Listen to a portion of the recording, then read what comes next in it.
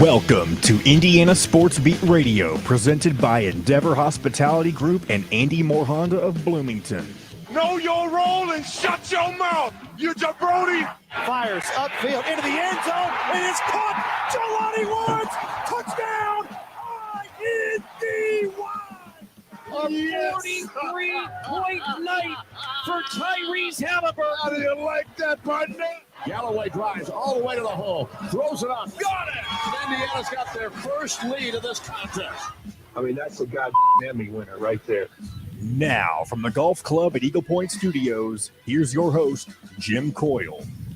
Hello, everybody. Welcome aboard for another edition of Indiana Sports Beat Radio on this Wednesday, May 10. Jim Coyle with you as always. John, the producer, along as well. Looking forward to today's edition with Rick Bozich, as always. Kyle Neddenriep. Bob Kravitz on assignment this week. Plenty to talk about today. The Fort Wayne Mad Ants. What do you, man, I wish I'd have thought this out sooner. Is there a name for when ants are in that line, you know, that you usually see them in, that those marching lines of ants? I guess you'd call them the marching ants, if anything, right? No, you can't guess. I can guess. No, all ants march in some form. I'm saying that when you see the long line of ants in their head, you know, they're doing their things that ants do, which is amazing, by the way. Anyway, I was going to try to be funny and say that they're doing that down to Noblesville, but wasn't smart enough to think of that quick enough. Welcome aboard. Appreciate you joining us here. Coming to you from the Golf Club high atop the 18th fairway at the Golf Club at Eagle Point Studios on another beautiful day, it looks like. Of course, we're brought to you, powered by Andy Moore Honda. Just go to andymoorehonda.com to get more to your door and the best in new and used vehicles. Also, of course, the family of restaurants in and around the Bloomington area of the Endeavor Hospitality Group. Great places like Feast Market and Cellar, Southern Stone, Cabello, Metalworks Brewing Company, and of course, BB's Market, which soon the Butcher's Cut. Cannot wait for that as well. Hope everyone is having a great start to their week. It's hump day, baby. If you're not, the good thing is just lean forward because it's all downhill from here. And when I said there's plenty to talk about, there is. Some of it's a little leftover. Bob Huggins, how's he not suspended? At the very least, we'll get into that. How's he not suspended? We'll come back to that. The Fort Wayne Mad Ants, as I mentioned, to Noblesville. What do you think about that? Fort Wayne losing that team, but I think I understand the reasoning. We'll see. The AAC commissioner, Mike Oresco, releases his second open letter requesting, and I don't know, I guess this is to the world, media, everybody, to stop using the term P5, Power 5 conferences, because the AAC is not one of them. Hurts their brand, he says. Oh boy, that's close enough, and that's funny. Ant Army. There you go. Yeah. Thanks, John. Forget what was I talking about? John Boy? You know, I'm ADHD, I get distracted. We were kind of just going through a bunch of different things. So you may have been moving on to something else. He wasn't listening. I was listening, but it's one of those things. Listen. It's one of those I'm laughing things because it happens. I do it sometimes too. I'm doing something or I'm doing it. It happens. I was laughing because I'm guilty of that sometimes. When you were talking about Noblesville and Fort Wayne moving to Noblesville, that's the last thing I remember you mentioned. You may have moved on to something. Well, that's the last thing that there's so much stuff. So if you understand, I'm like, where was I? That's why, because my organization skills are less than stellar. But let's see. Oh, the AA commissioner. That's right. Yeah, the Power 5 stuff. Yeah. Yeah, that's right. Thanks. Yeah, so good luck with that, with him, by the way. It is what it is, man. Things kind of separate themselves. We'll see. Good luck with that. Mackenzie Mgbako. Of course, we'll talk about that, but it's pretty simple. Will he stay or will he go? Is he going out with Toto or to the Indy 500? Kansas or Indiana? I need to do a deeper dive into Kansas to see what all they have. I know that they're loaded. They were already considered a favorite to win the national championship next year with the addition of Hunter Dickinson. Was probably already thought to be in the consideration without Hunter Dickinson. But I wonder if I'd have to, like I said, I have to look to see what all Kansas has. Is there enough room there for Mgbako to do the things that he could do at Indiana? And with Mgbako and one more addition, Indiana is also someone that I think then jumps into that conversation, at least to be considered. The NFL releases their international schedule, and the Colts are heading to Germany, but they are the final. That's in week 10. That's the 5th or 4th. That's the 4th or 5th. I think it's 5. There are 5 international games. How about the Jaguars? They're playing 2 games in 2 different countries to start it off in week 4, and then week 5 they play. Oh man, I cannot read my own writing. In week 5 they play the Bills in Tottenham. The Ravens and the Titans the following week, also in Tottenham, so the NFL is really double dipping. Week 9, the Dolphins and the Chiefs play in Frankfurt. And then the following week is when the Colts play the Patriots in Frankfurt. So the NFL really jacking up that international schedule, man. And that game is on November 12th at 9:30 a.m. Eastern time. Thank you for those on the West Coast. If you want to watch it, that's 6:30 to you a.m. Start the coffee pot a little earlier than normal. You know what? That's like having to get up for Olympics or World Cup or any event like that. Former basketball Hall of Fame basketball coach, University of Louisville coach Denny Crum passed away yesterday at the age of 86. Won 2 national championships, 1980, and in 1986. Ironically, he preceded Bob Knight's last 2 national championships, both times. Indiana would win in 81 and 87. A little irony there.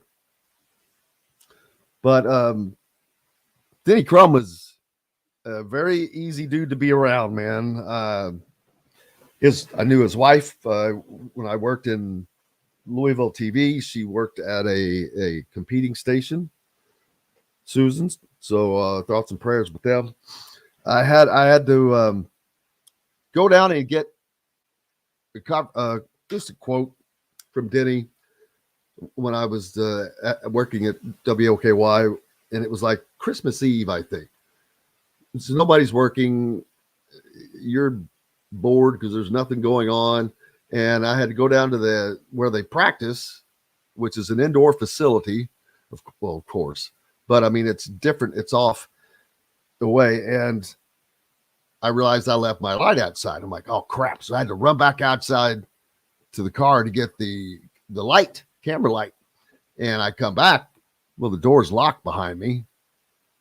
And it's like, a holiday. And I'm like, God, I can't get back in. And finally, after a while, someone comes along and I'm able to get back in. But by then, practice has already started.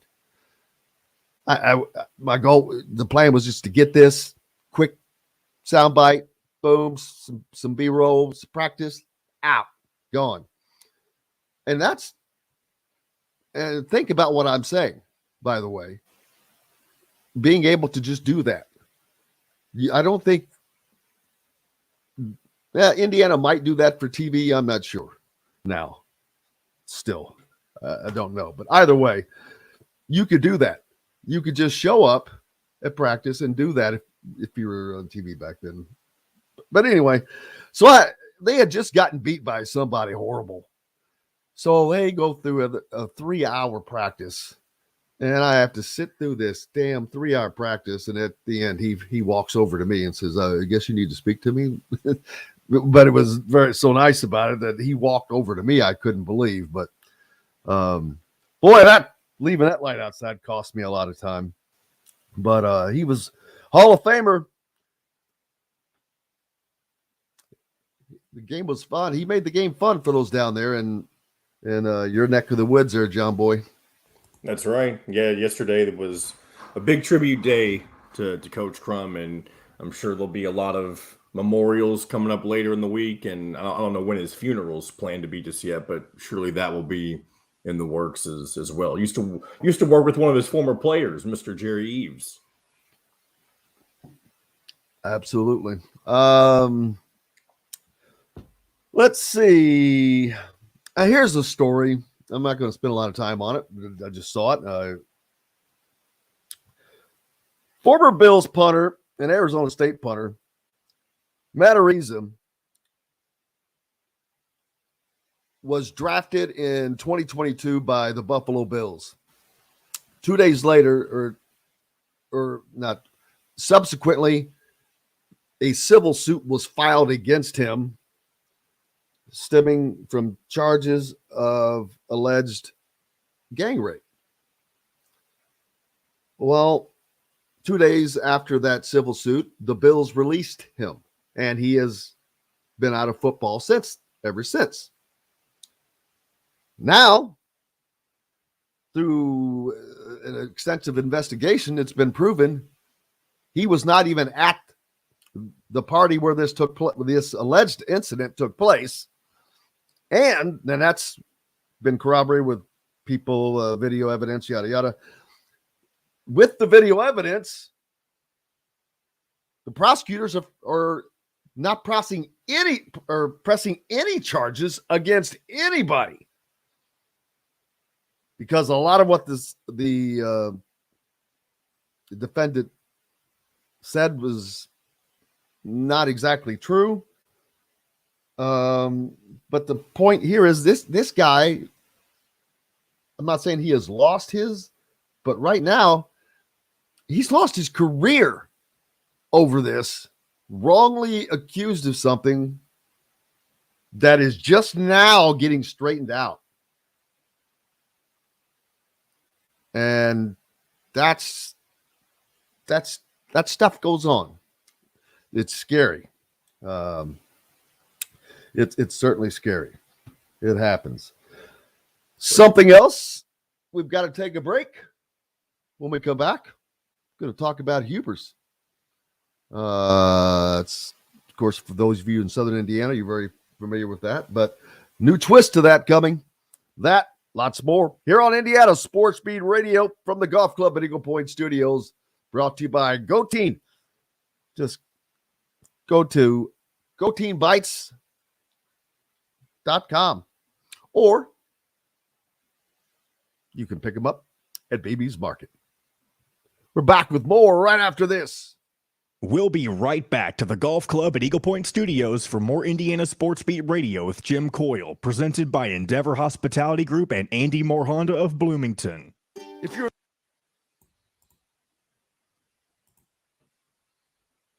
Bill Dunn, my goodness, I have not heard that name in 1,000 years.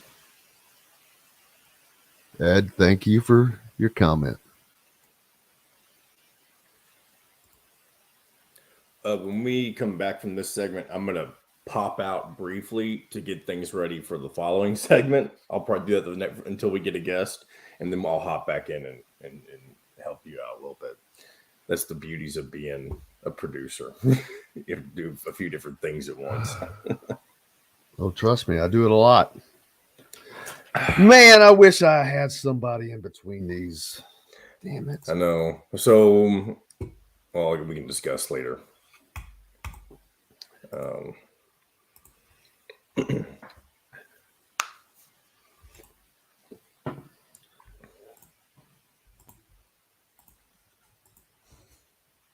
Hopefully we'll have Dustin Shooty back next week for whenever we have days like this.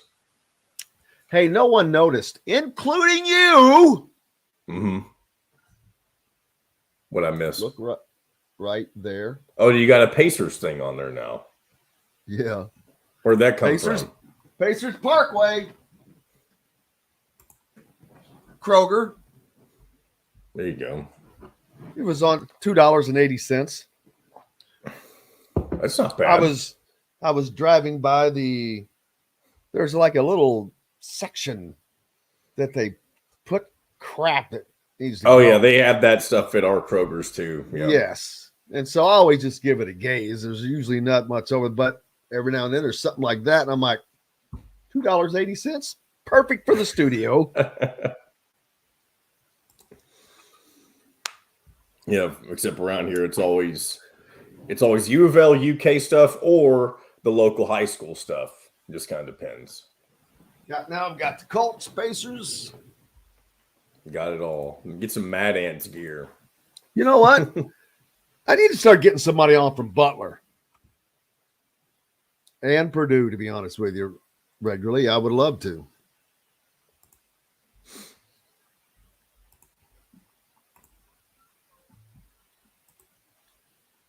All right, 30 seconds. Off the Square in Bloomington near Cabello is locally owned and operated by Endeavor Hospitality Group. Launched from a previous staple in Bloomington, the former Function Brewing, Metalworks Brewing Company is the culmination of a passion for beer, food, and custom metal art. Check out their custom growlers. Metalworks Brewing Company has an updated menu, new brews, and will be offered in all Endeavor Hospitality restaurants. Come taste what Dr. Hops is brewing. Metalworks Brewing Company. Bring your passion and your thirst. This segment is brought to you by Southern Stone Restaurant.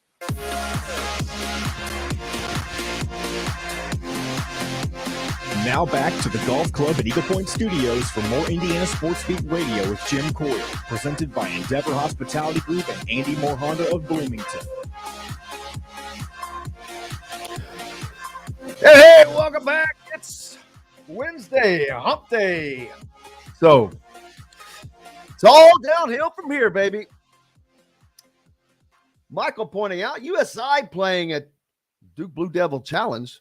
Whoa, that'll introduce you to big Division I basketball. I started to say Big Ten, but Division I basketball. Hopefully Dustin will be back next week. At least partially from assignment, yes. There you go. Kent, appreciate everybody hitting it up early and often on the Andy Moore Honda hotline. Huber's is an event that has been going on for probably, for 3 decades, over 3 decades. I remember when it started. I'm trying to remember exactly when. Around 90 or 91, I think. And of course, that was an era that Bob Knight was flying high. The Indiana basketball program was flying high. Because this started out as Bob Knight. A Bob Knight appearance is what it was. The event at Huber's Winery. First of all, I keep saying Huber's because I'm so familiar with it because it's from an area or located in an area where I'm from in southern Indiana. It's Starlight, but unless you're from there, no one knows where Starlight, Indiana is. It's in Clark County, outside of Clarksville, New Albany, those areas out in the county. Huber's is a winery. Orchard, been around for a long time. And this is an event. I wish I'll find out, but I get a number on how many people this room holds. But the tables are tables of 10, and I'm thinking there's 5 tables in a row, and it's got to be 10, 12 rows. It's a bunch. I meant to get this to John, and I'm going to have to send it to him now. The link, because if you want tickets, you better get them quickly. This thing sells out always in advance, and it will do so again. More importantly, there is a change to the event. Not that you'll notice it, but it's kind of, for lack of I don't know that it has an official title, but Hoosiers at Huber's, but is now, in essence, an NIL event for Indiana. Hoosiers for Good, Indiana's official NIL collective, has a link that John has, and he'll get up for you to see. But for those of you who can't, it's very simple. Simply HoosersForGood.org/Hubers. There you go. HUBERS /. And that will, you hit that link and you can register, individual registration, $50 a ticket, or you can just get a table. That's $1,000. Or you can become a gold sponsor for $3,500. And that includes 2 priority tables at the event, a whole sponsor at their golf outing that's coming up in June, and 2 seats at the gala that is also involved in that. And I'm going to try to have Tyler Harris on Friday to find out more about what all that is going on with all of that. There's the golf outing that they're having that's down at French Lick. And of course, this event at Huber's, now benefiting NIL, is I think that's a boon to Indiana, but not just in basketball, obviously. Obviously, basketball is the engine that drives this train. That's never going to change. But it's not the only sport, and it's not the money sport in college athletics.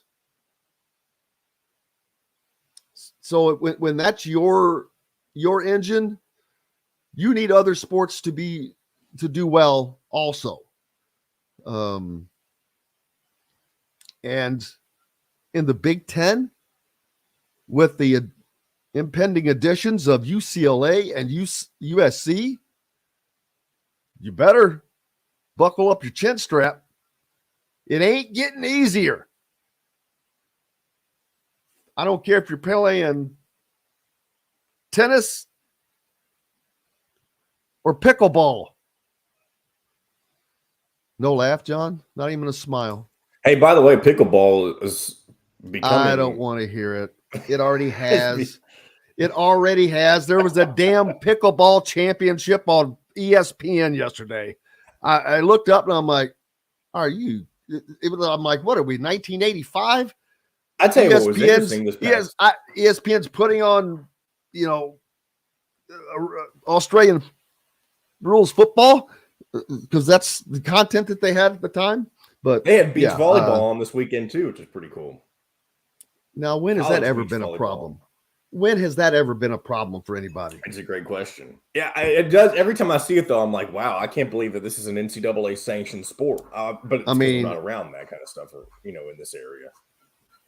From the beach aspect of it, yeah. Well, they have men's volleyball in college. Yeah. Yep. The Big Ten the Big Ten, and that actually leads into exactly what I'm talking about with Hubers, John. Teams like the volleyball program at Indiana, they have, guess what? Unfortunately, they happen to be in the toughest conference in the country when it comes to volleyball. Yeah. Without question. What do you think? No different than wrestling. The Big Ten dominate wrestling and volleyball. I'm trying to think of a sport that another team dominates or another conference dominates. Like, I mean, the first thing some smart aleck will say is SEC in football. And that's not really you could say not the SEC far in from the baseball truth. too, if you Well, don't want to mention football, but well, not far. That's not far off. But the thing with baseball is there are also teams from programs some people have never heard of. yeah, That because they're in the southwest where it's warm and can play longer. That's the same with soccer. Of course, you have your blue blood, Indiana, but there are and the East Coast schools that are just always there. But then you'll have Akron, which is a very good program, but you know, or Marshall and all their, don't get me started on that. Don't get me started on that foreign wave. But Hubers, yes, Hubers coming up. Just hit that link again. John will throw it back up. Yeah, here we go. We'll throw it up. And while we're doing that, what's going on in the comments section? Everybody's talking about ESPN 8 the Ocho. I know I've heard of that, but what's the big deal with that? What are they referring to when they're talking about the Ocho? I have what? Whoa! You don't. You've no, never heard of. I understand what it is, but like what spurred up the you can't conversation? say.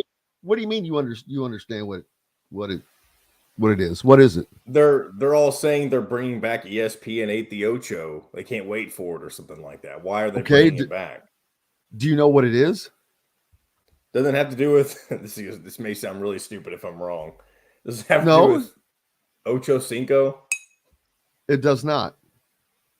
Okay. I've seen it on a poster before, but I can't remember what it was for. I cannot believe I am, boy. Oh, the youth of today. So ill-informed. And this was not, some people really love this movie. I'm like, hey, whatever. A movie called Dodgeball. Okay. Oh, that makes sense because someone's commenting that too. Okay. It was carried on ESPN 8, the Ocho. I've seen Dodgeball once. I was very young. I don't remember watching. That was back. I think that movie came out right after, ESPN had ESPN2, then they had ESPN News, then they had ESPNU, or still do. ESPN Plus, ESPN Microwave. There's so all that, but yeah. But that's what that is from. Absolutely. But yes, looking forward to that. That'll be the Hubers will be the first time there will be several coaches there, including Mike Woodson, Terry Morin. It will be dependent upon Jeff Mercer's schedule with baseball, where they are. Tom Allen will be there.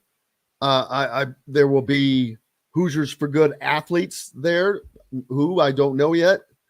But this is very different because, and a very unique event. Now being an NIL event. This is, and I wrote a story about this that'll be out today, but to me, this is great for sports that are not called basketball at IU, because this gives people the opportunity to to talk directly to whether it's Jeff Mercer, maybe it's Angel Escobedo. You know, Floyd Central had a hell of a run with wrestling down there, and other schools as well have done well. Look what he's done with IU wrestling. He had them ranked last year.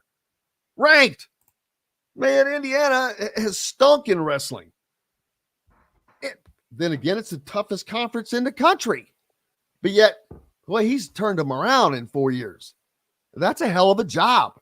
Maybe there's guys down there that are business owners that say, dude, love it. I mean, I knew some old wrestling diehards. One of our listeners, Forrest, former IU wrestler. Shout out to you, Forrest. But this is a way for those guys to get something, which for Indiana, that would be huge to try to, for lack of a better phrase, keep up with the Joneses in the Big Ten. Same with volleyball. A lot of volleyball down in Southern Indiana. Kids, Louisville's a big volleyball area, and they have a couple of big they're kind of like club association type. Yes, things. I know what you're talking about. Volleyball clubs. Kiva. They're massive. I forget the other. Huge. But a lot of those are fed from Indiana. Indiana is one of the biggest volleyball states in the country, and it produces a lot of talent.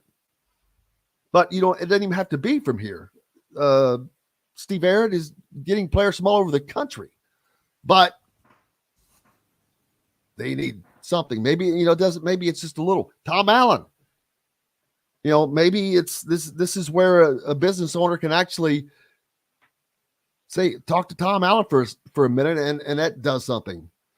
And then of course, all you need is one guy who has a bunch of extra money, like John Ruiz down in Miami, that loves the Indiana football program and wants them to succeed. Well, I'm not talking about that though. That's not what this is. Okay. I mean, this is the more of the everyday person, the everyday business owner, but everyday fan. It gives them a way to actually have direct eye-to-eye contact. Shake hands and actually have a conversation. Those you don't get to do that. But yeah, looking forward to it.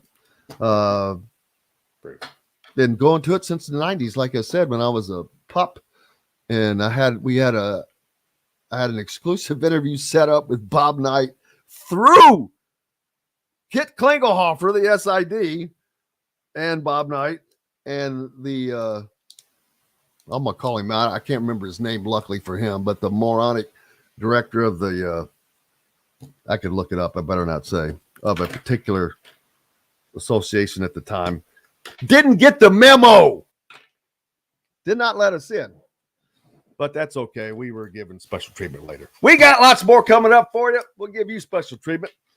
Brought to you by Hank's Pizza Mac. Don't forget, new and open, former Swing In Pizza, located at 1280 North College Avenue in Bloomington. Easy to call, 812-330 all zeros. Whether it's pizza, mac bowls, tot bowls, they have got them in a number of incredible and tasty ways. Back with more right after this. We'll be right back to the Golf Club at Eagle Point Studios for more Indiana Sports Beat Radio with Jim Coyle, presented by Endeavor Hospitality Group and Andy Moore Honda of Bloomington. He is not, Ed. No, I am. I don't live there anymore. I responded to him in there anyway. I told him. Oh, you did? I grew up in Jeff until I was 11. Yeah, well, Jefferson. Well, because you mentioned high school, I was like, Jeffersonville is Southern Indiana. It's literally the southern tip of Indiana. Oh, I get that. I'm not disputing that at all, but it's kind of like its own island. That's fair. I don't know if that's, I mean, you would know more than I would. All right, I'll be right back. Hold on.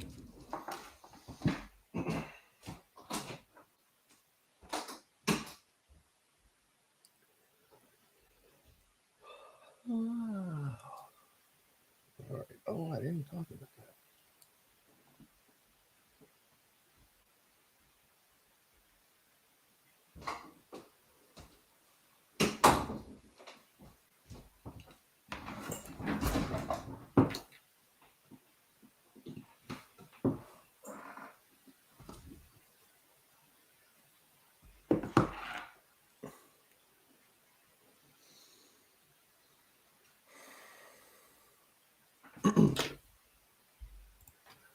I dream of Jeannie with her in my head.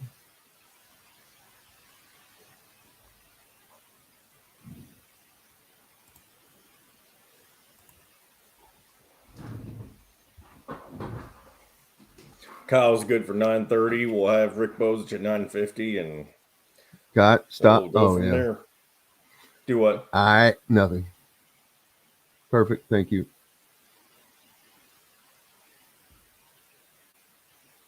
Should have scooted Kyle up.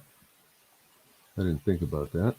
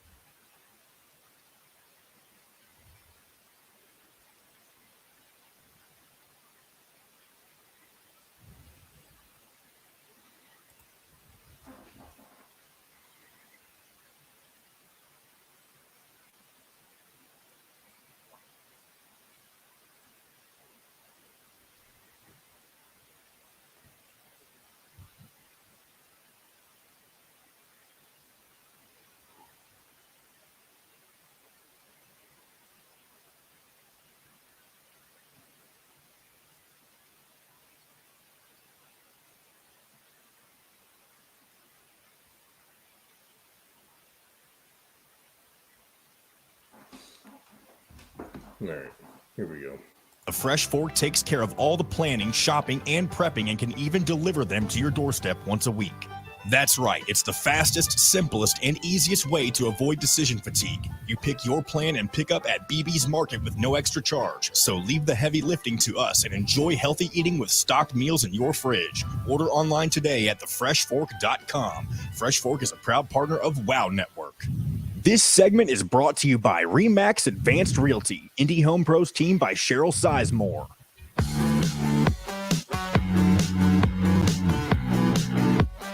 Now back to the Golf Club at Eagle Point Studios for more Indiana Sports Beat Radio with Jim Coyle, presented by Endeavor Hospitality Group and Andy Moore Honda of Bloomington.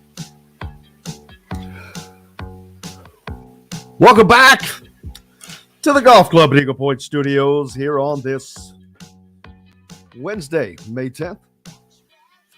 Absolutely gorgeous outside. Chamber of Commerce Day here in the South Central area. Hope it is wherever you are, and appreciate all of you that are out there wherever you are in all the different places. Whether you're listening on radio or River Rats down on the Ohio, listening on the Rep 97.7 ESPN, always the right call in Evansville. 12:30 a.m. and 104.7 FM, WJOB, the voice of the region. Up in Hammond and the Chicago area, Chicagoland area. Hey to everybody up there. Hope everyone's doing well. Everyone over in the Fort Wayne area, down to southern Indiana, Indianapolis, of course, back here to Bloomington, or wherever in the world you were listening or watching on YouTube. We appreciate you completely. Mackenzie Mgbako down. It's a heavyweight fight. It's a 2-horse race or a heavyweight slug fight, title fight. I mean, this has huge ramifications for Indiana. I'm not sure the ramifications for Kansas because they, I don't know in totality what they have. I've not had the time to research them, but I know that they're damn good and they would already be a favorite to win it all next year and they have added Hunter Dickinson to that. So we know all that. I just wonder, what Mgbako is looking at. Is he looking at the potential of winning that national championship with Kansas being really easy because of that? Although a lot of times when those loaded teams come in, it doesn't always work out. How's it going up there in West Lafayette? You're supposed to laugh, John. I feel like my sense of humor sensor isn't always on point. I mean, you hear that? But which way he goes is, I do. Whichever way he goes is like, it's going to happen relatively soon. This is not going to, I think he wants to get this over, but both programs need for that to be gotten over for a couple of reasons. I always say that because they need to get these guys, know who they have. Because if this falls through, they've got to go back to plan C or whatever plan that they're on. And they will have to do that as the portal closes tomorrow. It doesn't mean you have to be in the portal tomorrow. But now you're getting closer to June, closer when you want this team together. There is no way.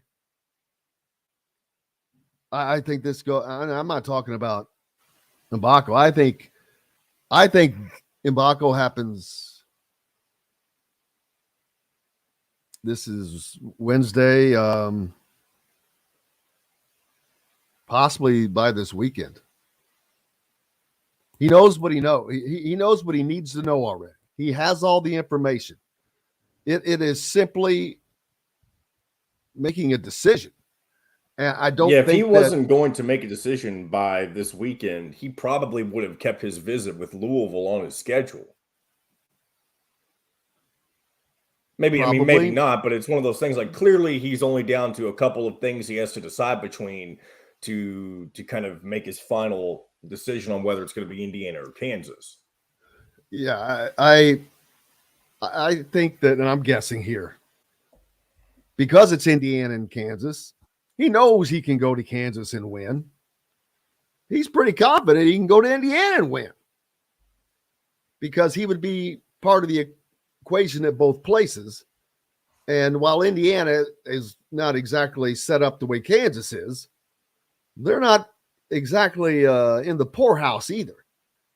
They're set to have, and I've said this multiple times, when you add, if you add Mackenzie Mgbako,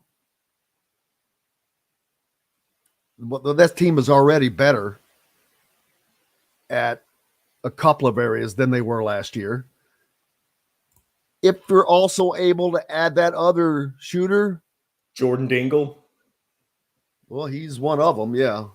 Andrew Taylor's the other one I believe we were talking about yesterday. Whomever it is, you get that other piece. Now we're talking a team that it would now be in my, not anybody cares, but they would be in my upper echelon of the Big Ten, and the churn. They would be added to that churn. No, I'm not saying that because I don't know who the top 2 or 3 are going to be. I know who the top 5 would be if Indiana were added. I would add Indiana to Michigan State, to Purdue, to you know what? They may be in the top 3. I don't know what how good Maryland's going to end up being. They're a dark horse, but I think Indiana could absolutely challenge all comers for a Big Ten title if they're able to add those pieces. And I've said that if they want to do that, if they want to challenge for a Big Ten title, if they want to make a deep run in the NCAA, they have to add these pieces.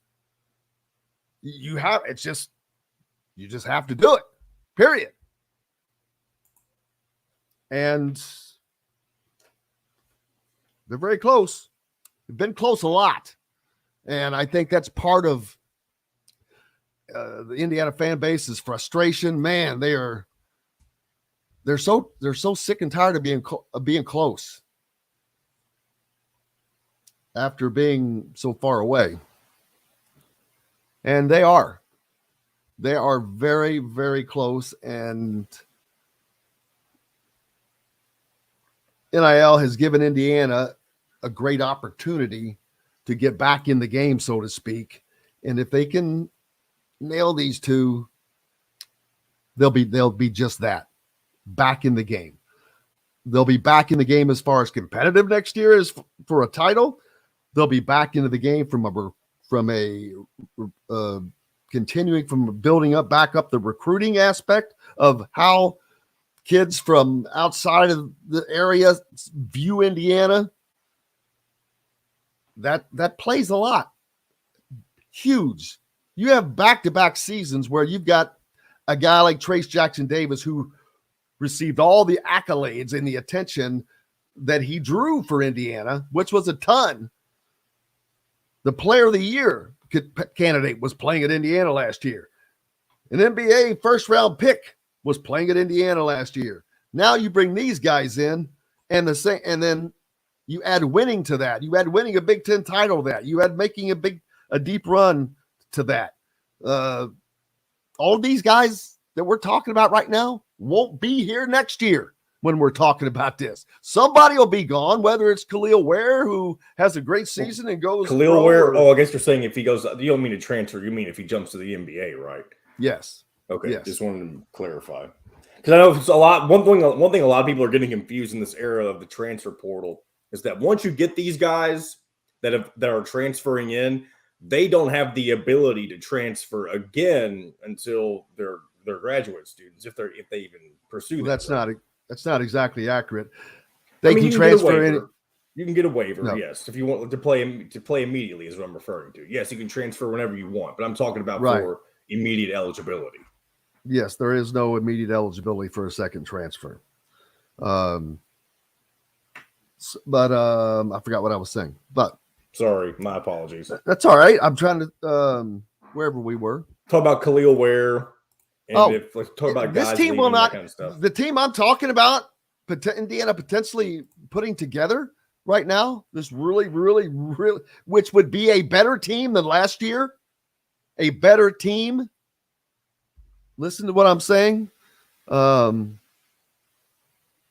It won't be the same next year. And of course, you're going to have seniors that graduate, but it's still, get used to this. It's not going to be fun, but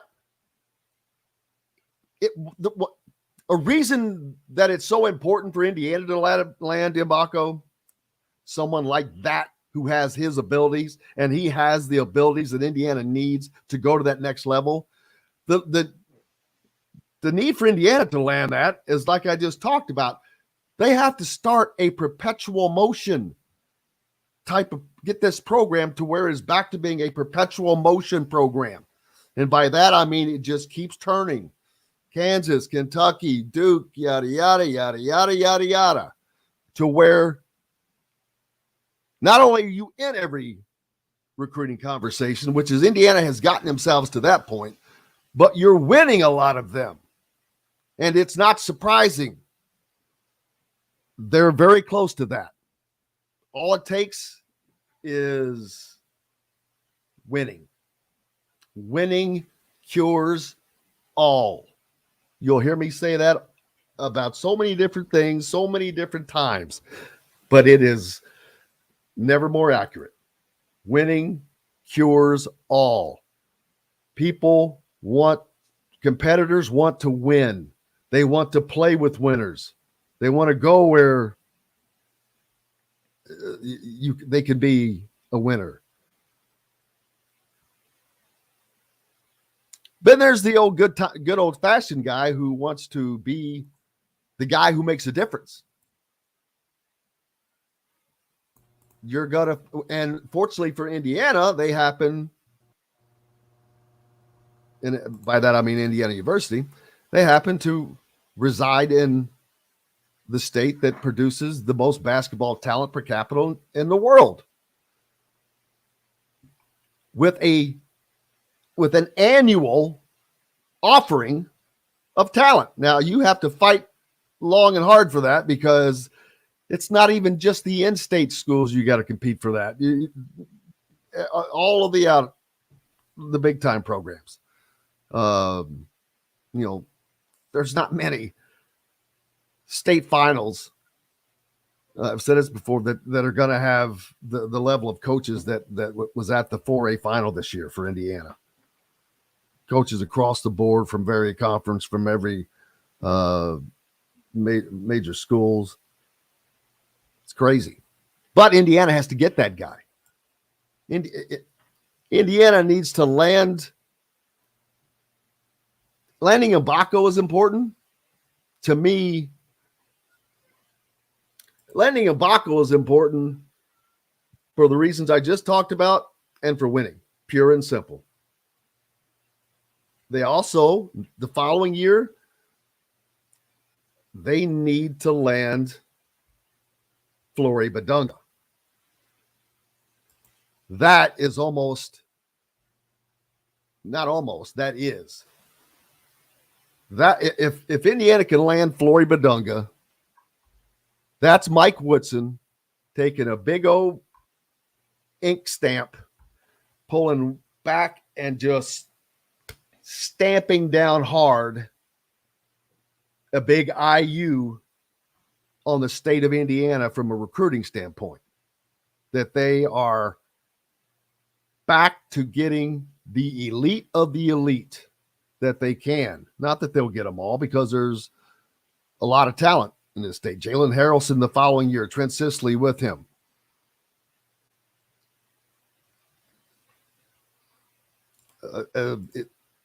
Flory Badunga is one, unfortunately, that he might not be at IU more than a year. He might be there 2 years. It would be very, very interesting to see that. But that's another thing. You want to see these guys be able to cross over and play with at the same time. Indiana's close. They are certainly getting there, and they are 2 recruits away from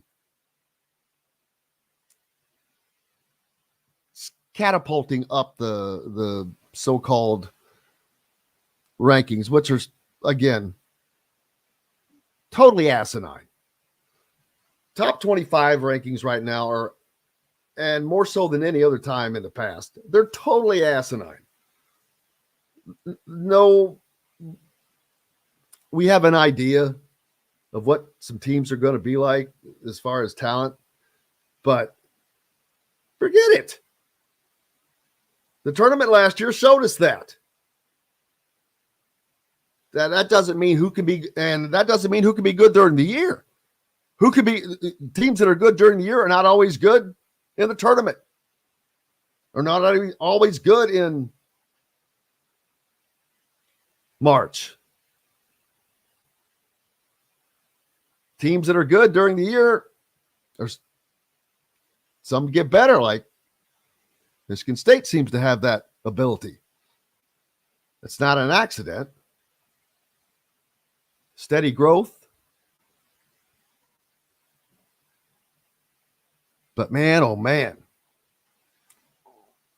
I am looking very forward to, I hope Indiana lands him, because it will certainly give us some fun content to talk about next week. We've got to take a break. Up next, Kyle Neddenriep from the Indy Star. And there have been a lot of offers to a lot of Indiana kids. We'll talk about that and more when we come back. Brought to you by Barbara Pop Real Estate Services, for those of you down in Louisville, Southern Indiana area, Louisville. Reach out to Barbara at barbarapop.com or our friend Matt Lincoln, Matt at barbarapop.com. If you're in the Indy area, it's Cheryl Sizemore with Remax Realty. Cheryl at IndyHomePros.com. We're back with Kyle Neddenriep right after this.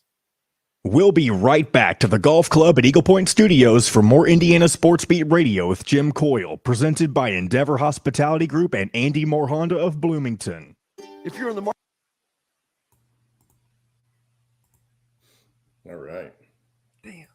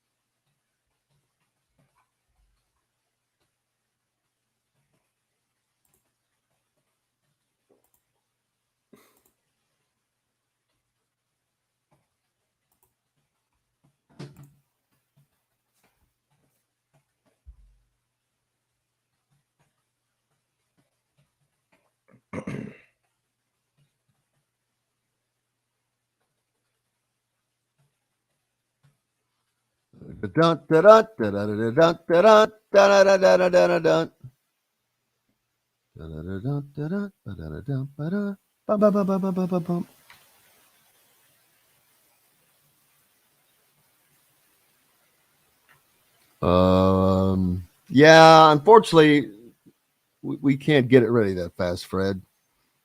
What was it? ISBR gear.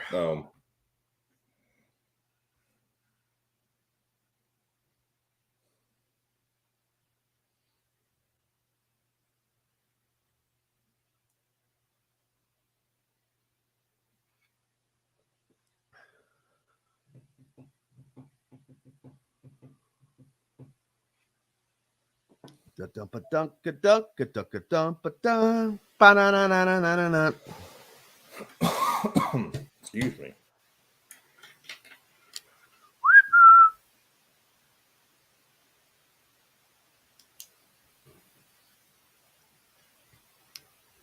You know what? At the very least, I'm going to have to try to get some hats in.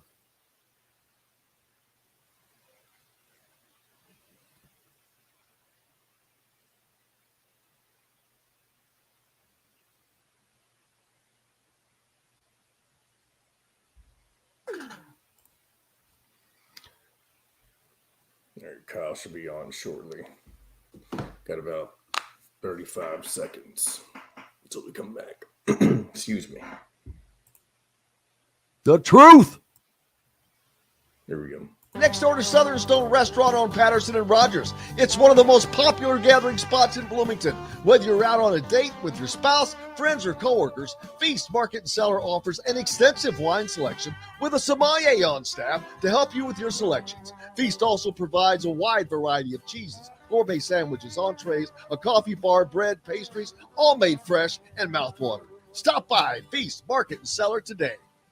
This segment is brought to you by Feast Market and Cellar.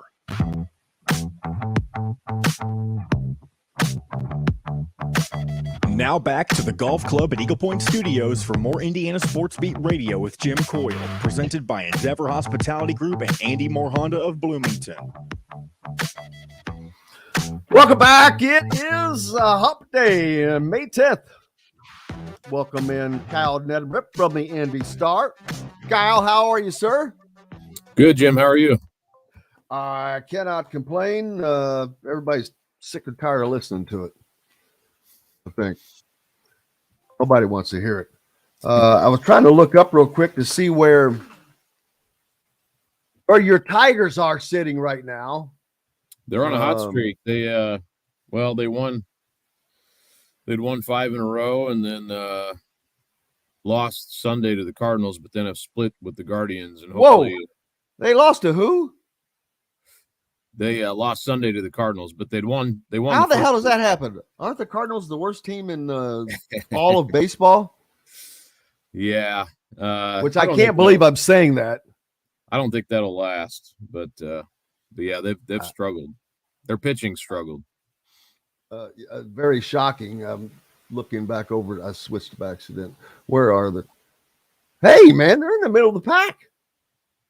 Yeah, I mean they're kind of flip flopping. With if they beat the Guardians today, they'll go back in front of them. But yeah, I mean nobody in that division. I think the Guardians are still probably will be the best team when it's all said and done. They have the best lineup. They haven't hit very well this year, but yeah, I don't know. The Twins are decent.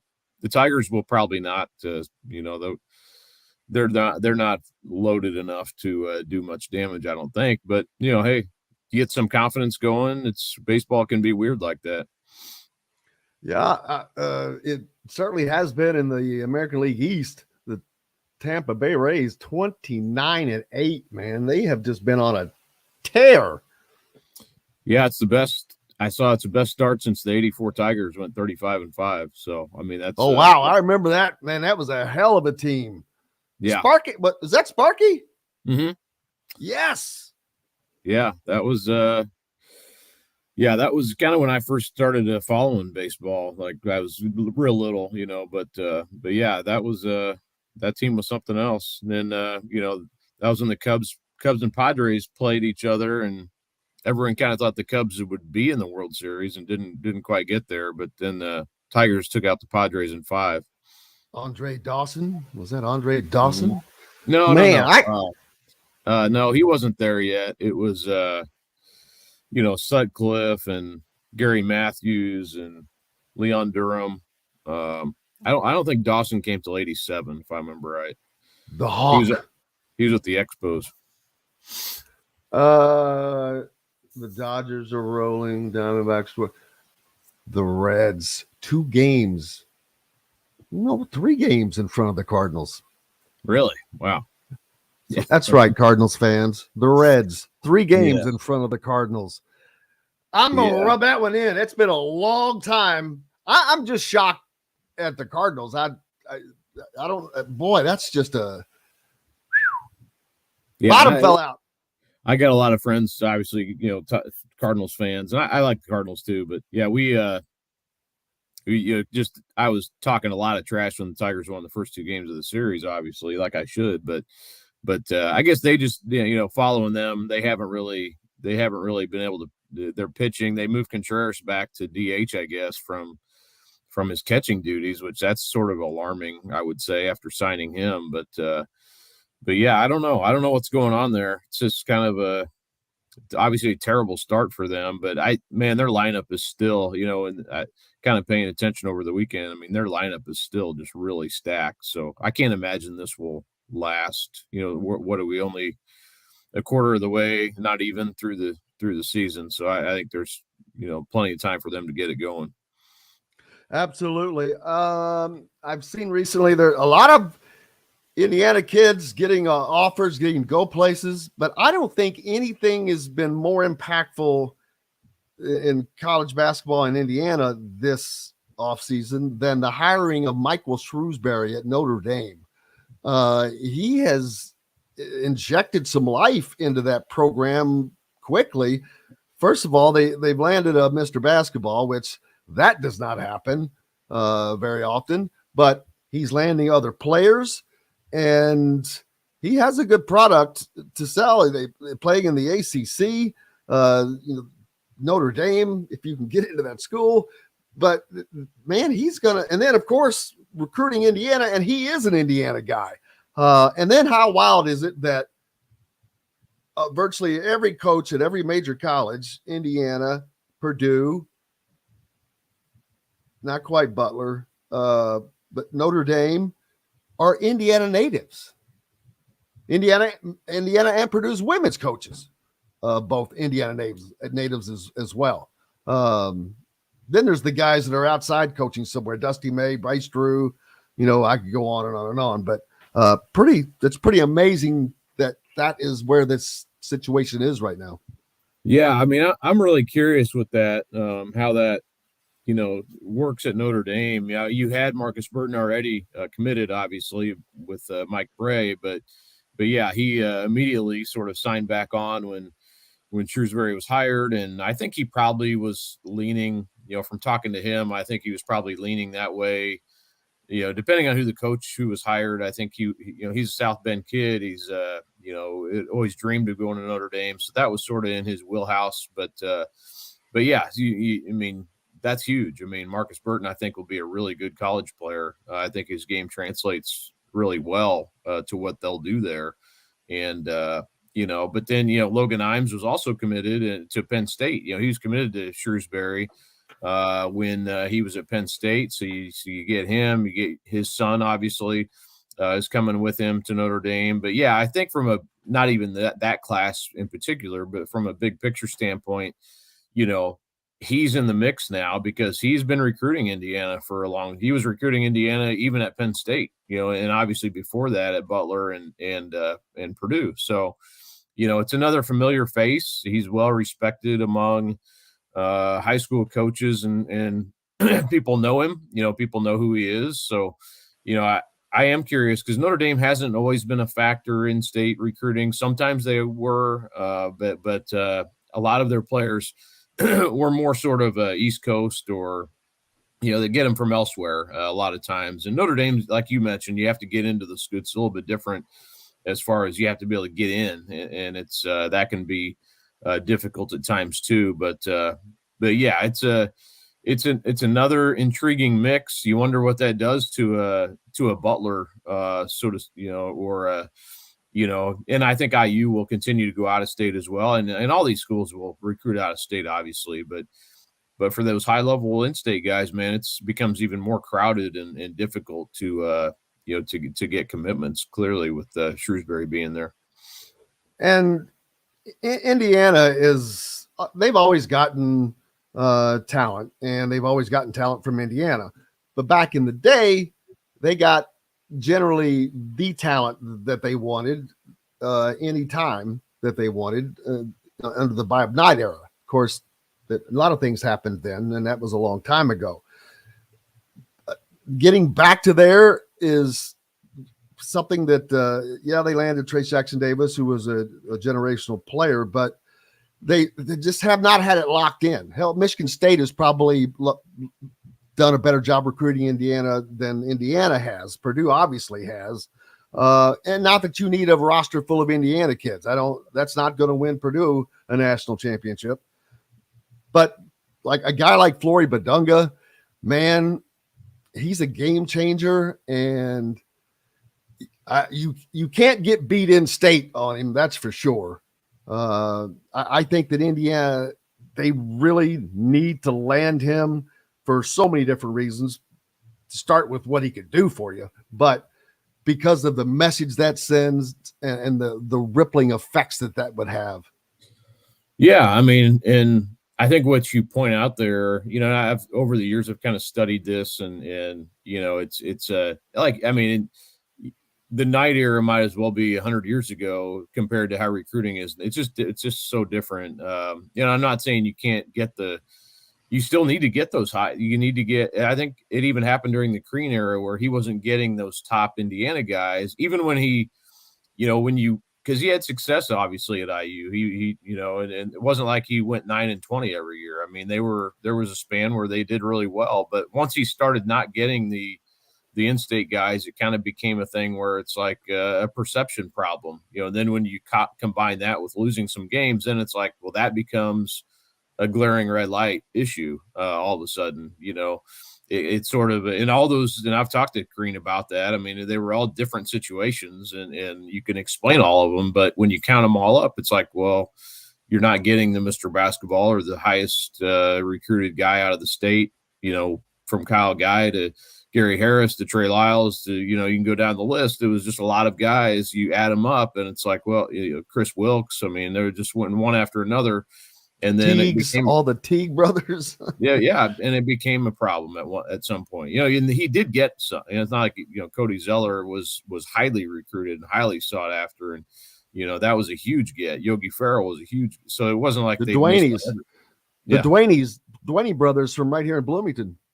Yeah. So it's one of those things where it becomes a problem, when you combine other things. But yeah, if you're in you need to, the highest level guys. And I would say, even a guy like Trey Galloway, you need to get guys like that who want to come there, who can help you, and it's going to probably mean something more to them, when they come, at least some guys it does. So, I think there's a mix you have to have. And, like you said, I mean, it hasn't, Purdue has recruited the state really well, and it's won them a lot of games, and, it's won them Big Ten titles. It hasn't translated to NCAA, success, obviously, but man, I mean, and that's going to be a whole nother story. There's going to be this kind of cloud, I think, hanging over Purdue a little bit until they do have that success, and no matter what they do in the season. So that's a whole nother story. But yeah, you're right. I mean, you have to be in on the highest level guys. You're not going to get everyone. You're not going to, you're going to need to recruit elsewhere in the country. That's just how it is. But yeah, getting a guy like Flory, obviously, that'd be similar to like a Cody Zeller. I always think back to that. It was like a national holiday when they got, or a state holiday when they got to Cody Zeller. It was such a huge thing. That would sort of be similar, I think, in a way, if they could land Flory. Yeah, I mean, and similar to when what's his name was able to land Romeo Langford. Didn't translate into it, but it was the perception, and that's I talked about that earlier. That perception is needed to be seen not only within the state but outside of the state. People that are not here, they need to see that, and it just would send a huge message. But also, that's what you have to do to be elite. You have to have the elite guys, and Flory Badunga is an elite player. There's others, Jalen Harrelson, Trent Sisley. There's a number of them. But they gotta get them. Just like, I know this is not related to Indiana high school, but Mackenzie Mgbako, who is now deciding between Indiana and Kansas. Indiana needs Mgbako. Kansas, I don't know how much of an impact it would make for them, but this is a difference maker for Indiana. This is the last of two pieces that can put them in the very position that we were just talking about, put them back in that position to do the things that we're talking about. And that's just winning cures virtually everything. That and playing time. Yeah.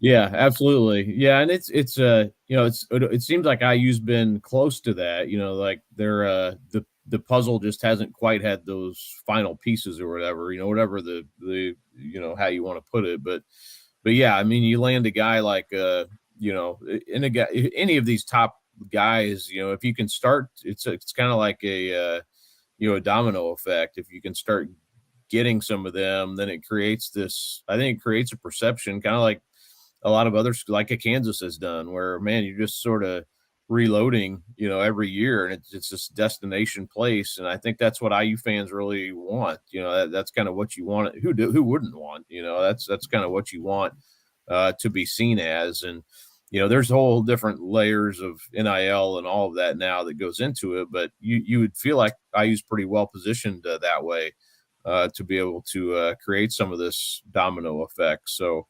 That's what you want. You want to bring guy in who can attract another guy. I mean, that's been that way, it's been that way for a long time. I mean, guys want to play with other great players. So that's part of what you have to do. And if you can get one, you probably will be able to get another one. And that's how you kind of build this thing into a monster. I mentioned the Teague brothers a second ago. You just had a piece out. Jeff Teague, now the former NBA player, now the head coach at Pike High School. He joins former Indiana player Matt Roth, who just won a state title in the Indiana high school coaching ranks. That's a pretty big get for them. Yeah, I had a chance to sit down with Jeff the other day and just talk about all this for, we talked for probably a half hour or more. And, I think he's looking at it like, I want to be a coach. He was a scout for 2 years with the Hawks, did college game, went to Big Ten games, and then he did the NBA scouting for a year.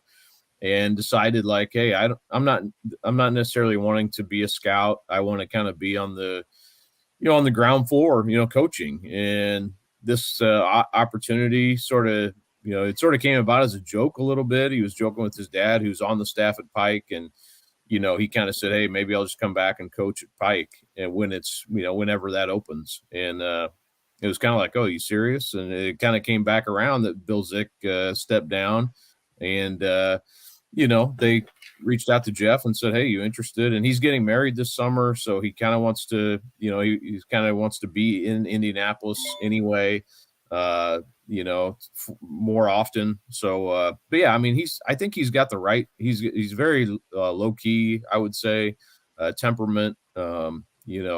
I think he's got the right sort of idea on, you have to build the program, be out sort of recruiting your own township pretty much. Pike's full of, great players, and there's been some, if you look around the rosters, who are Pike kids who have gone elsewhere, which is, it's allowable now.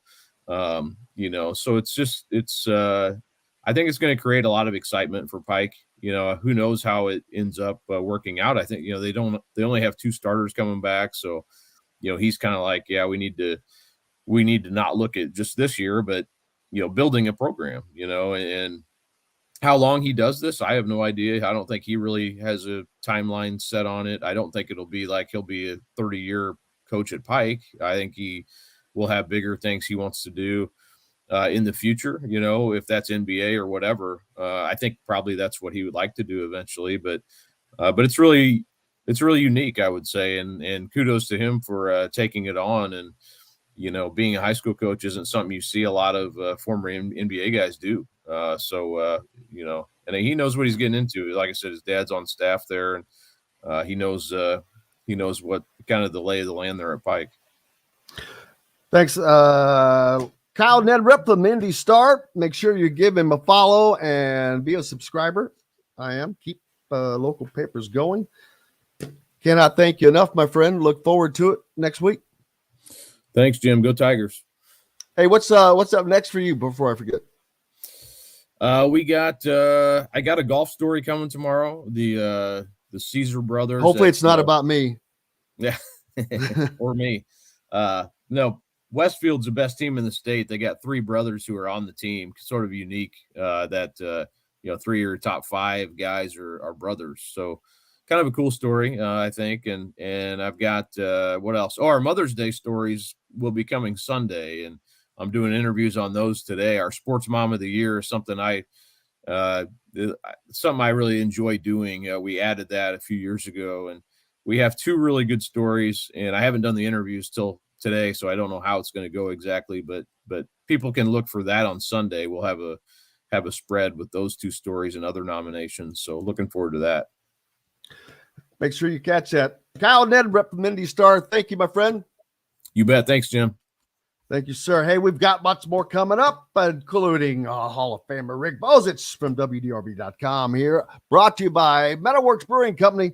Whether you can stop by right off of 6th Street, off the square in Bloomington, or go to any of the Endeavor hospitality restaurants. Back right after this. We'll be right back to the Golf Club at Eagle Point Studios for more Indiana Sports Beat Radio with Jim Coyle, presented by Endeavor Hospitality Group and Andy Moore Honda of Bloomington. Whether it's Hello, Richard. What's going on, sir? How was your derby? It was okay. I'm not a gambler, so it didn't really matter. I would wish the favorite would have got to run in the race. He didn't, but yeah, it was a great race to watch. Yeah, it was. Yeah.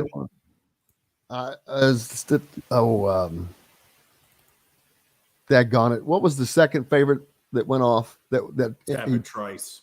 Tappet Trice. No, that was my pick. ended up third. Angel of Empire. Angel of Empire. It'll be is he announced to run in the Preakness or not? I'm not sure. I can check. He's a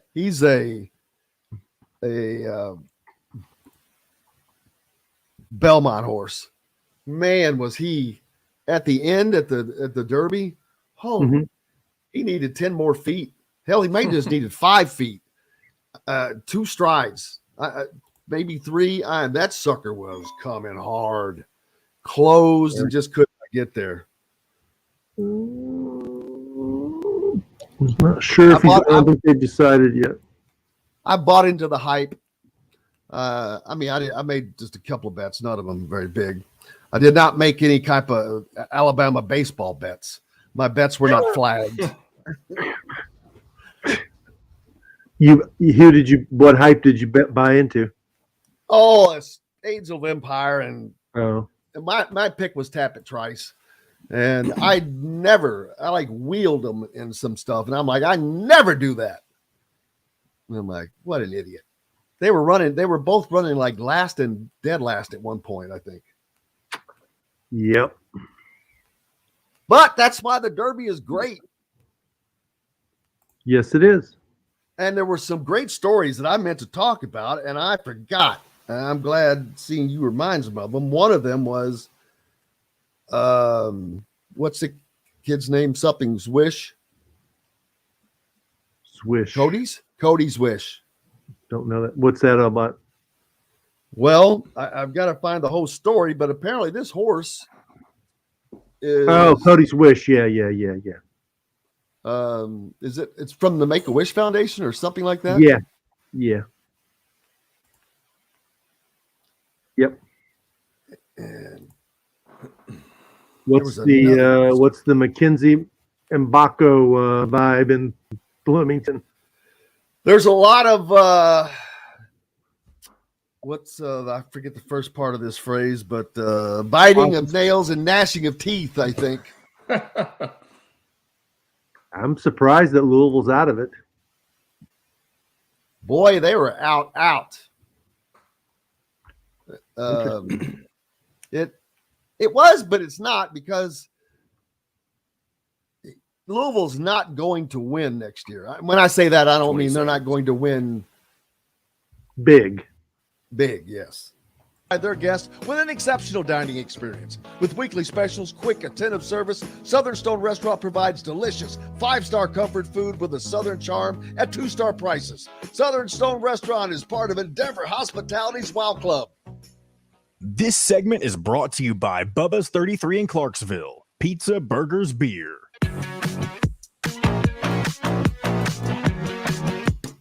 Now back to the Golf Club at Eagle Point Studios for more Indiana Sports Beat Radio with Jim Coyle, presented by Endeavor Hospitality Group and Andy Moore Honda of Bloomington.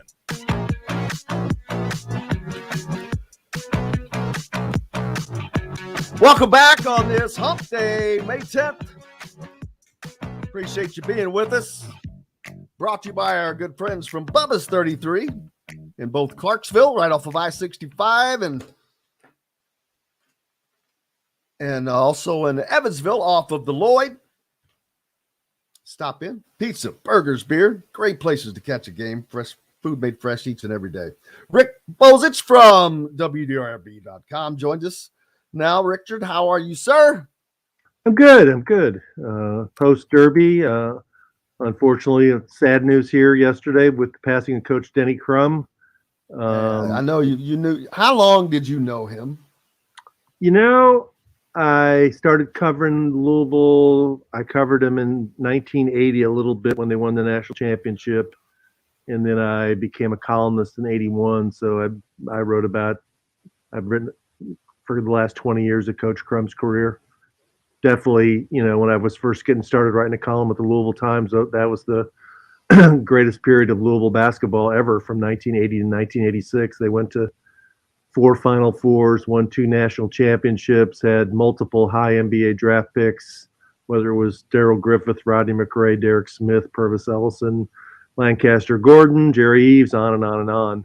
That Louisville basketball was never as good as it was then, and hasn't been that good again. Unfortunately for them, the APR was not around then. According to who was that announcer that got in the? Yeah, I don't remember. I can see his face, but yeah, it was incredible, and it was a rise, and it was during a great era. It was they played against Phi Slamma Jamma. These were, it was they put on a show. I mean, not only did they come up, when you had Daryl Griffith, he was a freak. I mean, his jumping ability, that was something you hadn't seen a lot of before from a guy like him. And well, I mean, hometown kid on top of it. They created a national brand, and that's without like a marketing campaign or social media or anything. They became the Doctors of Duncanstein, and everybody knew who they were, and everybody liked their logo and liked their uniforms, and it was a cool place to play. Louisville was ahead of the curve in that way, and Derek Smith actually tries to take credit. Well, he's passed away, but he took credit for Louisville inventing the high five. Maybe they did. Some people disagree with that. Wait a minute. Derek Smith didn't have all 5 digits. No, that was Wiley Brown. Oh, that was Wiley Brown. Wiley Brown. Yeah. Daggone it. Yeah. So, Pancho Wright. I mean, they just had McRae brothers. They definitely had a style about them. And as you mentioned, Daryl Griffith was a high flyer who had a 44, 48-inch vertical jump, had his own Nike poster before Michael Jordan, and just a cool thing. And at the time, Louisville had a bunch of hometown kids that played for the team. Jerry Eves was from Ballard. Daryl Griffith was from Mayle. They had Herbert Crook played at Eastern High School. Felton Spencer played at Eastern High School. They had Greg Doozer played at Floyd Central. They had Pancho Wright was from Indy. And in that time, and that's when Indiana was really good too. And it was they followed Louisville preceded both of their titles preceded titles for IU. Right. And Coach Crum was there when that Big Four Classic got started up in Indianapolis, which was the first real time that we saw a bunch of basketball being played in a dome. And they'd put 40,000 in the old Hoosier Dome to watch. It was Notre Dame, Kentucky, Louisville, and Indiana, and each side would get a fourth of the tickets, and it was tremendous. I mean, no other place in the country could have pulled something off like that. And that's what a lot of people now, I wish that it would get back to being that way, where all 3 programs are operating at a high level like that again. Absolutely, and that was an incredible time. And thoughts and prayers with Susan, his wife, who I knew from working at WDRB back in her days. Right. Actually, where you are now.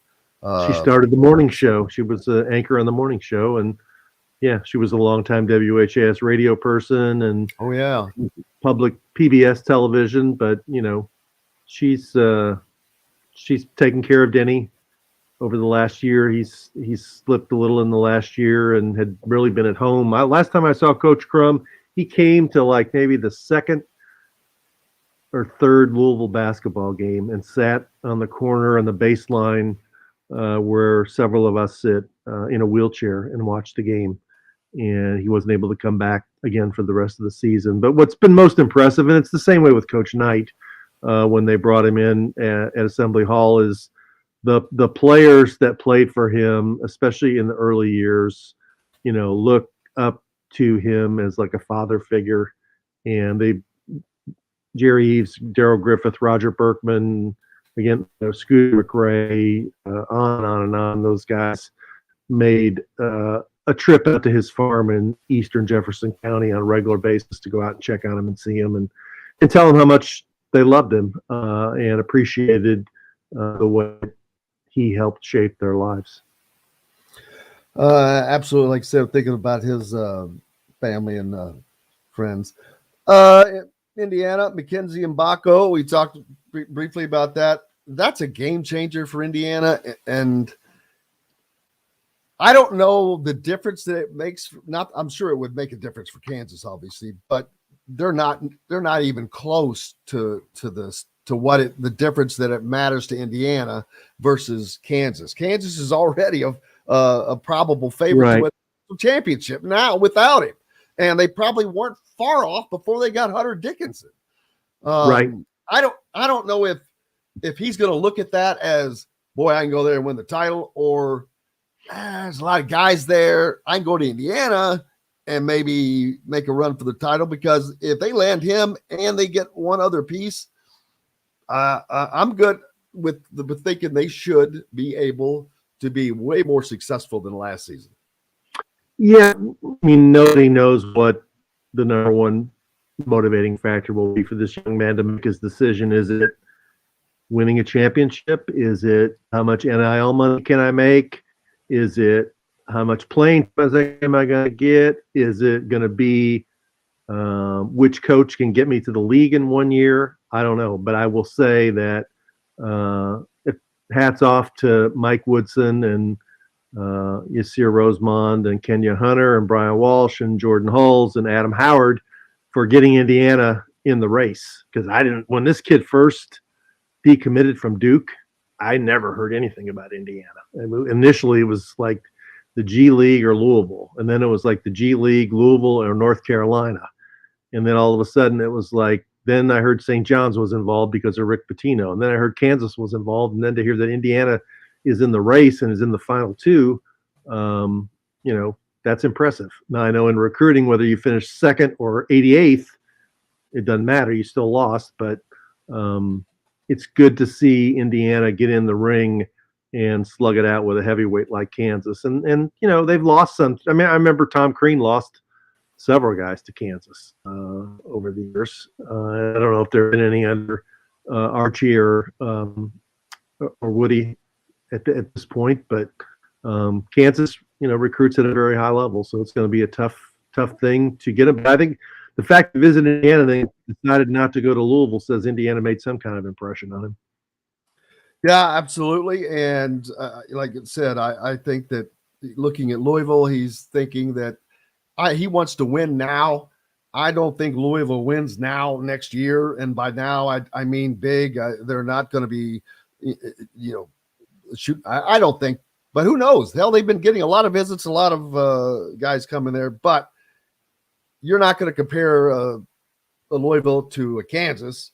Maybe you might to an Indiana, but I wouldn't understand that quite either. So, and Indiana needs him desperately. I don't know what, from an NIL perspective, how that plays in, how that works, because I know the coaches are not allowed to say certain things, right. But I guarantee you, we all know that there's back channeling. There has to be. You got to get they ask the questions, and you probably have to get them the answers in some way, I would think. Yeah, I mean, it's obvious it's important to a lot of guys, because I've read in the aftermath of the Hunter Dickinson commitment from Michigan to Kansas. I think I read a story last night where Dickinson was grumbling about how little NIL money there was at Michigan. And then I've also read some pieces where Kentucky indicated, somebody who covers Kentucky indicated that the NIL opportunity at Kansas was much greater for Dickinson than it was at Kentucky, which is surprising. But, Kansas has gotten 5-star players for a long, long time under Bill Self. They know how to get the job done, whether it was Cliff Alexander or I'm at a loss for some of the players they've had, but Andrew Wiggins is another big one. What was the dude that stayed there for a million years? Perry Ellis. Started a clothing line, didn't he? Mario Chalmers, on and on and on. So yeah, they've known. They were in the sweepstakes. They were finalists for Zion Williamson. They know what they're doing there. And I also think it's huge because of the following year. The following year is the decision for Flory Badunga, who is also he's a game changer. He's a right. guy that's going to be an impact player, and getting not only a guy like this, but a team like this. Indiana needs to be winning, I think. And because this team is not going to be the same a year from now when we're talking, this team will not be the same. Besides the seniors, there's going to be somebody that leaves. There always will be. I cannot imagine a year ever now that someone does not leave the program. So this is going to be an every year thing. Hopefully it's not the upper end players that you're having to do this, but it will be. Look at Louisville or Kentucky, Duke, Kansas, they're all having to do this. And Kansas just won a national championship, and they're doing it more so than anybody, which, Right. I would have thought it would have been Calipari and Kentucky leading the way, which it's not that they've done bad, but and is Sheboygan coming back? That seems to be which way the wind is blowing right now. Yeah, that he will come back, but I guess he's going to go through the NBA draft camp and then make his decision, and that's next week up in Chicago. So we'll know more then. But with Dickinson leaving, I think that would give Kentucky more urgency to make sure that Oscar Sheboy comes back. And if he doesn't come back, I mean, they've got some guys at the center position. They're just not proven. Yeah, it's going to be fun for this decision. I think that one will come soon. And then Indiana still needs to fill the other. They'll have one spot left if they're able to get a commitment from Mgbako, a shooting guard. Mgbako can shoot, but they need another scorer, a number two. They need someone to start. In my opinion, they need someone to start at the 2 position over Trey Galloway. And it's not that I don't like Trey Galloway or think he's a good player. He's not a great player. He's not an elite player.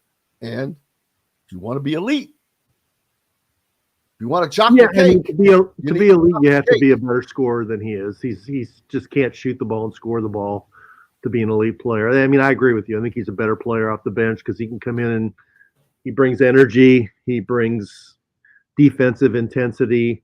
He shares the ball.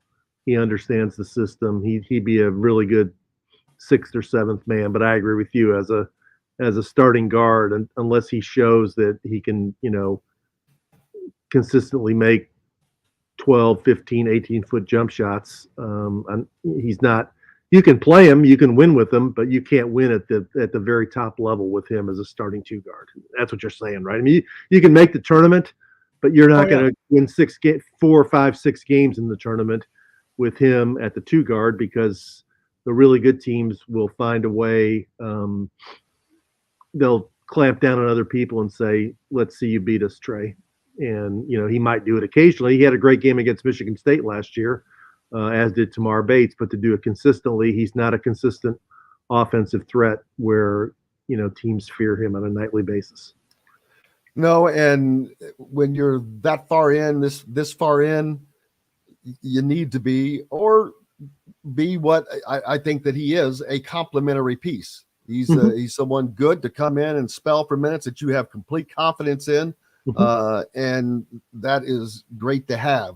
But they've got to have somebody in front of him if they want to be what I know the fans want. We've got to take a quick break. When we come back, we'll see what Rick is working on. Okay. And are you heading to Huber's? When is that? May 31st coming up. Okay. All right. We'll talk about that and more when we come back here on Indiana Sports Beat, brought to you by our good friends down in Sellersburg, Reynolds Family Dentistry.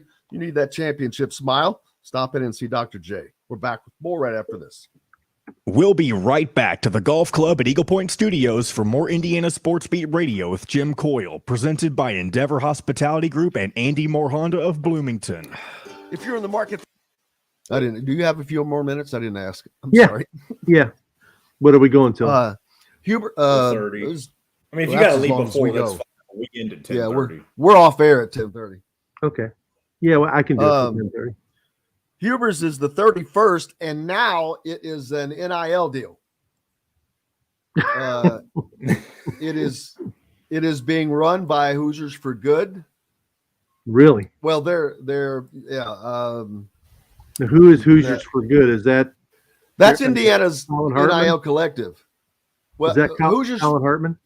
Yeah, that's Hoosiers Connect, which is under Hoosiers for Good. Okay. But it's not Hoosiers the Hysterics. No. Okay. I would not be using this language if it were those guys. It would be very, very, very different. Very different. Yeah. But they're going to use that to, which I think it's smart and great because they're going to have all these different coaches. that these people can interact with, to give them, Terry Moore, obviously, but Angel Escobedo. Look what he's doing with the wrestling program in Indiana. They were freaking ranked last year. They're in the Big Ten and they got ranked. Steve Barrett seems like he's getting them continuously moving up. Toughest conference for that as well. But, Louisville and Southern Indiana, huge volleyball areas, great for people to meet those people. I think it's a good way to help the other sports. Well, let me ask you this question: like, who's giving up money that they used to get? The varsity club? Pretty much. I'm guessing. Now, whether they're giving it all up, I'm not sure. I'm sure they're not happy, but at the same time, they took it away from the Alumni Association. Oh, is that who had it when Coach Knight used to do it? Yeah, I'm trying to remember. This thing started, I'm thinking like 1990. Around 90 or 91. Right. And it was a Bob Knight thing. Right. They had Bob Knight down. The Alumni Association did. Because I always tell this story. I was an intern at LKY then. Sorry, Jim. Custom Metal Art. Check out their custom growlers. Metalworks Brewing Company has an updated menu, new brews, and will be offered in all Endeavor Hospitality restaurants. Come taste with Dr. Hops' Brewing. Metalworks Brewing Company. Bring your passion and your thirst. This segment is brought to you by K-Bello. Now back to the Golf Club at Eagle Point Studios for more Indiana Sports Beat Radio with Jim Coyle, presented by Endeavor Hospitality Group and Andy Moore Honda of Bloomington. Welcome back on this Wednesday, May 10th. Thanks a lot for being with us here at Indiana Sports Beat. Rick Bozich is with us as well.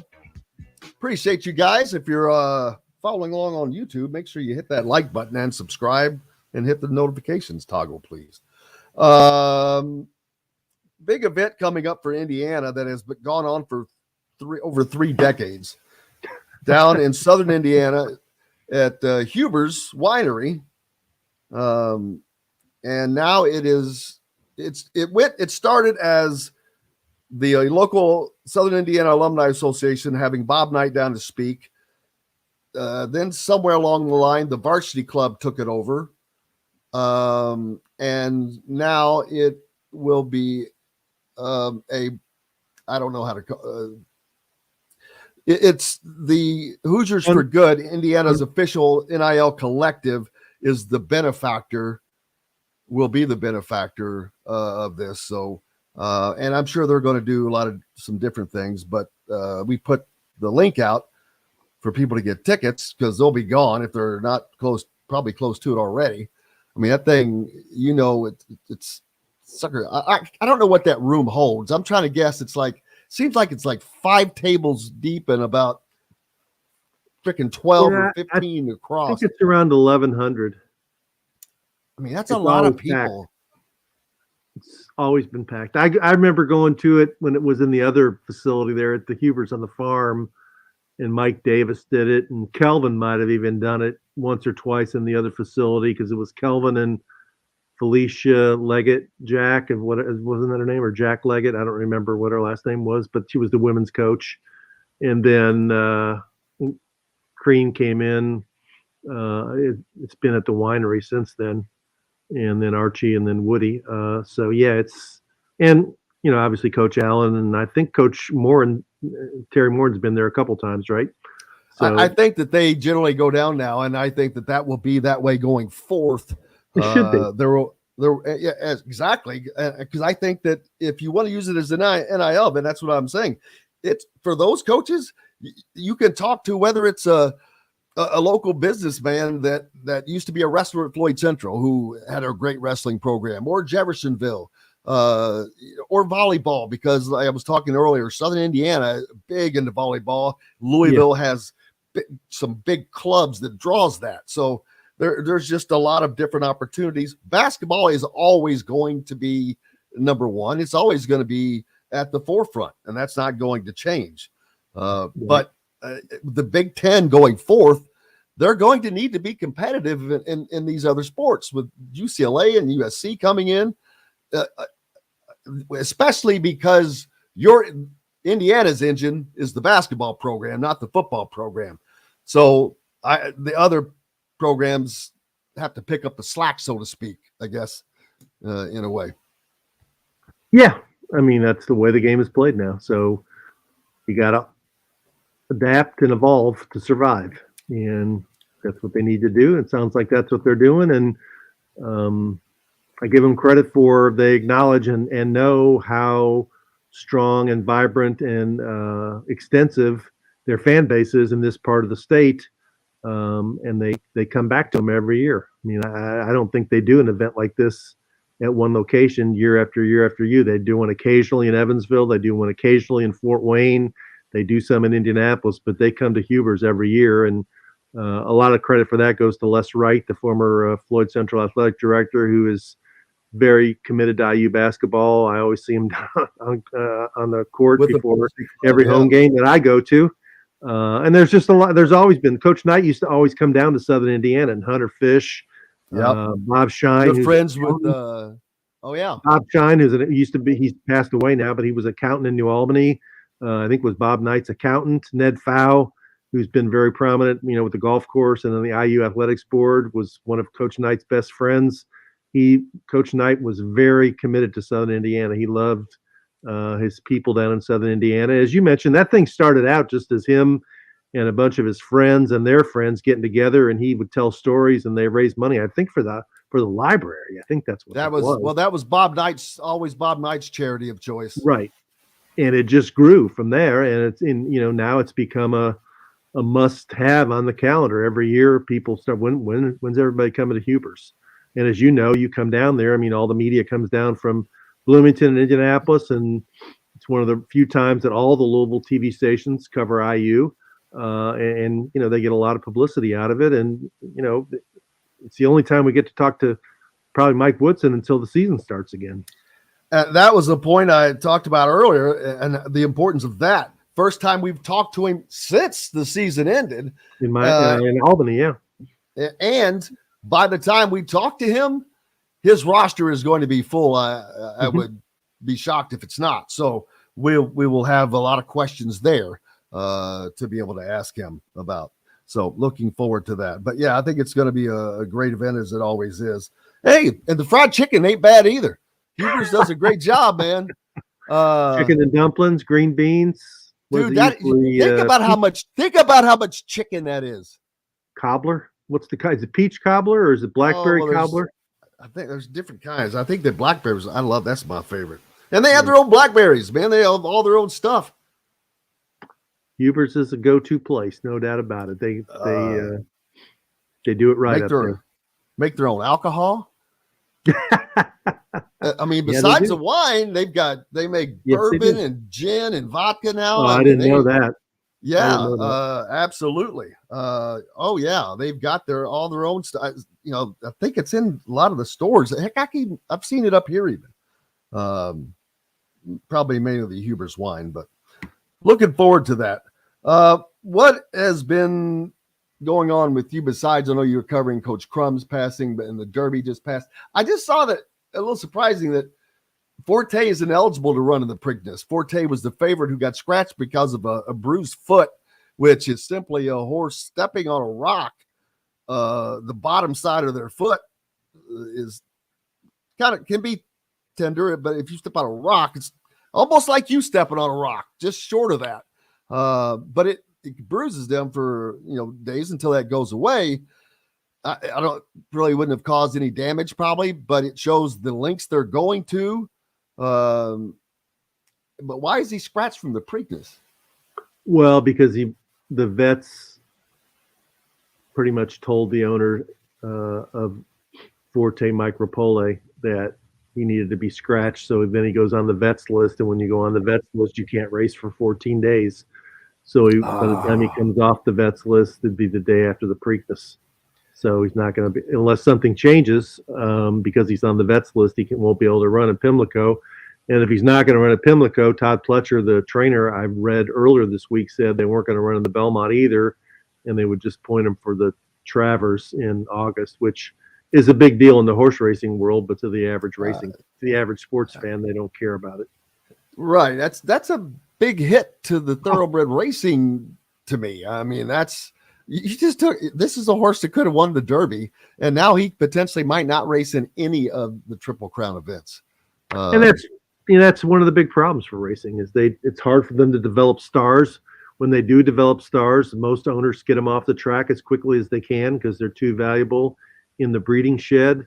So you don't really have any familiarity with horses the way you might have 30 or 40 years ago. You don't have rivalries. You don't have comeback stories. You don't have those kinds of things that kind of hook the public into paying attention.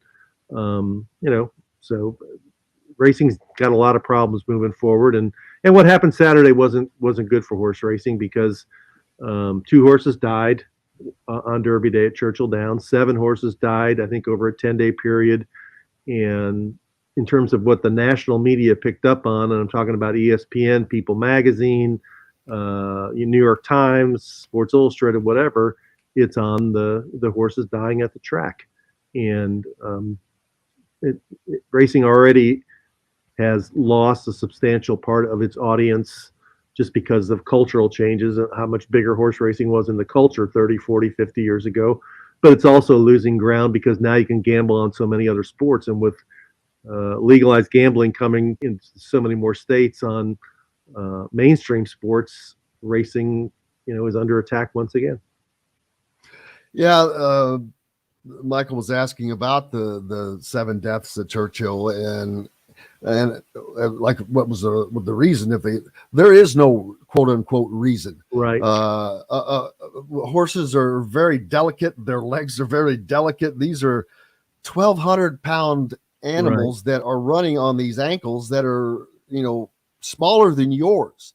Right. And the problem is they break leg bones. And the difference between that and you and me is they can cast us and tell us, do this, do that, keep your leg up, or blah, blah, blah. It's virtually impossible to do that with a horse. It's virtually impossible to get the bones to reset, to heal for them to. So unfortunately, they're euthanized. They don't die because of the break. It's an end result, but it's they won't sit still. I mean, and a lot of them, when they have a cast on the leg, they're banging against the stall wall and they get re-injured again. And, we all remember, I think we do, 2006 when Barbaro won the Derby and then ran the Preakness and broke down near the end of the race. And they did everything they could for that horse for months. And finally in January, the amount of money poured into the potential, trying to get him to heal, it was staggering. And it just could not be done. Right. The bone won't heal because the horse is so high strung that they can't, they keep moving around so much that the fracture never heals properly. So it's a dangerous sport. It's a dangerous sport for the jockeys. Every time they get on a horse, they're putting their, future on the line, whether they could be killed or paralyzed or, remember Ron Turcotte, the jockey from Secretariat. I can name a bunch of jockeys who've been injured, broken shoulders, broken backs, different things, and it's unfortunate. That's the unfortunate part of horse racing, and I understand why Forte was scratched because I think they wanted to make sure that they erred on the side of caution, but that was a tough call. I was out at the barn Saturday morning and watched the owner have to take the news that he strongly disagreed with, knowing that he had the Derby favorite who had beaten this horse, beaten Mage the last 2 times they race, and you only get one chance at the Derby. It's not like you can. And I bet if he had it next year, if he had it to do over again, knowing what he knows now about, how did they not know that about or maybe they did, I guess, it wouldn't have mattered, scratching and not being eligible for the Preakness. But I will say this, he had the greatest line that I've ever heard from any owner in the history of Churchill Downs. They were interviewing him afterwards, and he was like, well, I've got a lot of support, and he was naming all the people. He had his guys, his wife, his daughter. He goes, I even brought my pastor. He brags his pastor, and he's got the collar on. He goes, yeah, it didn't work. I guess the next time I'm going to have to go with the bit. He said, next time I'm going to have to go with the bishop. I'm like, dude, he just had his horse scratched from the Derby, and he's sitting there popping off one-liners like that. It was incredible to see that. But yeah, sad for that. And 1 minute. What's up next for you, Rick? I'll be going back out to Churchill Downs either tomorrow or the next morning to find out which horses are moving on to the Preakness and which aren't, and obviously more remembrance of Denny Crum. I think later today we should know more of the details of the funeral service, and I'm pretty sure there's going to be a public celebration of his life, maybe downtown at the KFC Yum Center, either Monday or Tuesday, and so that'll be something that will occupy a lot of my time. I was wondering if it would be there or Freedom Hall. I've heard Southeast Christian Church, I've heard Freedom Hall, and I've heard the KFC Yum Center. So I'm not sure if they've decided yet, but it'll be one of those three places. It'll be a very large venue, and I'm sure a lot of people will turn out for Coach Crum. Absolutely. Rick, I can't thank you enough, man. You have a great rest of your day, great rest of the week. Thank you. Rick, thanks for having me. Thank you, sir. Rick Bozich, WDRB.com, joining us on here, USBWA Hall of Famer as well. Again, I thank everybody else on the program today. Kyle Neddenriep, thanks to John, the producer. And most importantly, thanks to you guys for listening and following along. Without you, we've got no reason to be here. And I'm so glad that you guys give us that opportunity. Greatly appreciative. We're back tomorrow to do it again. John Boy, who all is on the show tomorrow? Matt Taylor, Chris Denari, and Dylan Sin. Let's go. Have a great day. Until tomorrow, I'm Jim Coyle. I will see you on the radio. Thanks for listening to Indiana Sports Beat Radio. Be sure to subscribe to our YouTube page for more clips and team coverage of Indiana basketball, football, and more. You can also find full episodes and tons of other content on thehoosier.com. We'll see you next time for another edition of Indiana Sports Beat Radio.